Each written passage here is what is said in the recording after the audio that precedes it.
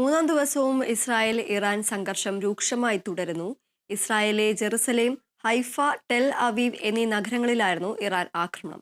10ഓളം പേർക്ക് പരിക്കേറ്റു. ഇറാന്റെ മിസൈൽ കേന്ദ്രങ്ങളും ആണവ കേന്ദ്രങ്ങളും ലക്ഷ്യമിട്ടാണ് ഇസ്രായേലിന്റെ ആക്രമണം. ഇസ്രായേൽ ആക്രമണത്തിൽ ഇറാൻ സൈന്യത്തിന്റെ രഹസ്യാന്വേഷണ വിഭാഗം മേധാവി കൊല്ലപ്പെട്ടു. ഇറാനിൽ 224 പേരാണ് ഇതുവരെ കൊല്ലപ്പെട്ടത്. ولعت بحيفا شرب ولعت بحيفا عم بتحصوه بس عندنا طلع هون طلع هون توصل بحيفا طلع نزل نزل نزل عندك نزل يلا وضعنا خبوش نزل.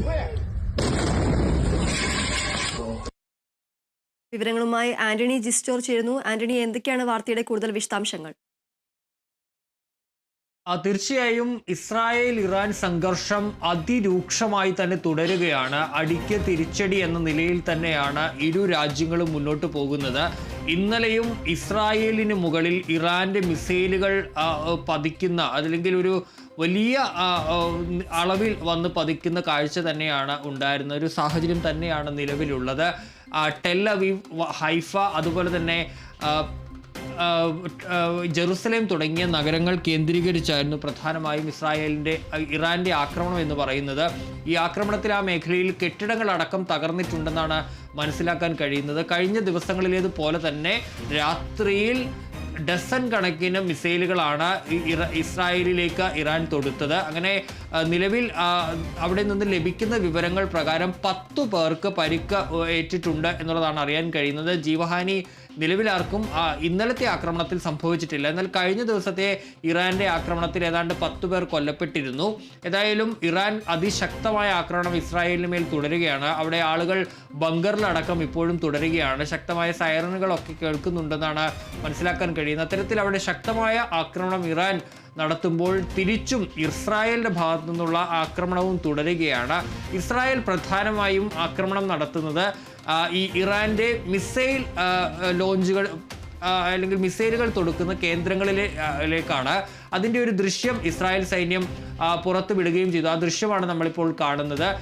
ഇത്തരത്തിൽ ഈ ഇസ്രായേലിലേക്ക് ഇറാൻ മിസൈലുകൾ തൊടുക്കുന്ന കേന്ദ്രങ്ങൾ അത് ലക്ഷ്യമിട്ട് അത് തകർത്ത് മുന്നോട്ട് പോകാനുള്ളൊരു ശ്രമമാണ് ഇസ്രായേൽ നടത്തുന്നത്. അതിനോടൊപ്പം തന്നെ കഴിഞ്ഞ ദിവസങ്ങളിലേതുപോലെ തന്നെ ആണവ നിലയങ്ങളിലേക്കുള്ള ആക്രമണവും ഇസ്രായേൽ ശക്തമായി തന്നെ തുടരുന്നുണ്ട്. അങ്ങനെ ഈ 2 ലക്ഷ്യങ്ങളാണ് ഇസ്രായേൽ ഈ തകർക്കാനായി ഇപ്പോൾ ആക്രമണം നടത്തിക്കൊണ്ടിരിക്കുന്നത്. അങ്ങനെ ഒരു തരത്തിലും വിട്ടുവീഴ്ചയ്ക്കില്ലാതെ ഇരു രാജ്യങ്ങളുടെയും ആക്രമണം തുടരുകയാണ്. നിലവിൽ ഇറാന് വീണ്ടും ഒരു നഷ്ടം സംഭവിച്ചിരിക്കുന്നത് ഇറാനിലെ റവല്യൂഷണറി ഗാർഡിന്റെ രഹസ്യാന്വേഷണ വിഭാഗം മേധാവി ഇസ്രായേലിന്റെ ആക്രമണത്തിൽ കൊല്ലപ്പെട്ടു എന്നുള്ളതാണ് ഒരു പ്രധാനപ്പെട്ട വിവരം. നേരത്തെ നമുക്കറിയാം, ആദ്യ ദിവസത്തെ ആക്രമണത്തിൽ സംയുക്ത സൈനിക മേധാവിയും ഈ റവല്യൂഷണറി ഗാർഡിന്റെ മേധാവിയും അതുപോലെ തന്നെ ആണവ മേഖലയിലെ ഇറാന്റെ ഏറ്റവും മികച്ച 2 ശാസ്ത്രജ്ഞന്മാരും, ഇറാന്റെ അറ്റോമിക് കൗൺസിലിന്റെ മുൻ ചെയർമാൻ അടക്കമുള്ള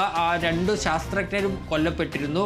അങ്ങനെ അന്ന് വലിയ നഷ്ടം സംഭവിച്ചിരുന്നു. അതിന് പിന്നാലെയാണ് ഇപ്പോൾ റവല്യൂഷണറി ഗാർഡിന്റെ രഹസ്യാന്വേഷണ വിഭാഗം മേധാവിയെ കൂടി ഇസ്രായേൽ കൊലപ്പെടുത്തിയിരിക്കുന്നത് എന്നുള്ളതാണ് നമുക്കറിയാൻ കഴിയുന്നത്. നിലവിൽ ഇസ്രായേലിന്റെ ആക്രമണത്തിൽ ഇറാനിൽ ഇതുവരെ 224 പേരാണ് കൊല്ലപ്പെട്ടതെന്നുള്ള വിവരവും കൂടി ഇറാൻ പുറത്തേക്ക് വിടുന്നുണ്ട്. നിലവിൽ നിരവധി ആളുകൾക്ക് അവിടെ പരിക്കേൽക്കുകയും ചെയ്തിട്ടുണ്ട്.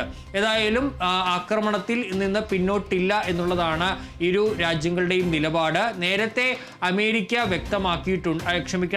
അമേരിക്കയുമായുള്ള ആണവ ചർച്ചയിൽ നിന്ന് പങ്കെടുക്കില്ല എന്നുള്ള കാര്യം ഇറാൻ വ്യക്തമാക്കിയിട്ടുണ്ട്.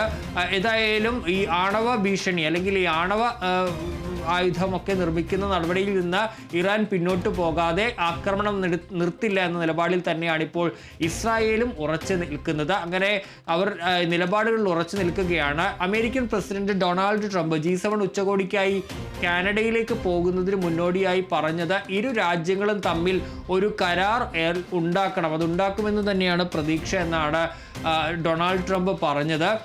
മാത്രമല്ല, ആദ്യം ഒരുപക്ഷെ ഒരു പോരാട്ടമൊക്കെ ആവശ്യമായി വരുമെങ്കിലും ഇരു രാജ്യങ്ങളും കരാറിലേക്ക് എത്തുമെന്ന് തന്നെയാണ് പ്രതീക്ഷിക്കുന്നതെന്നാണ് ഡൊണാൾഡ് ട്രംപ് പറഞ്ഞത്.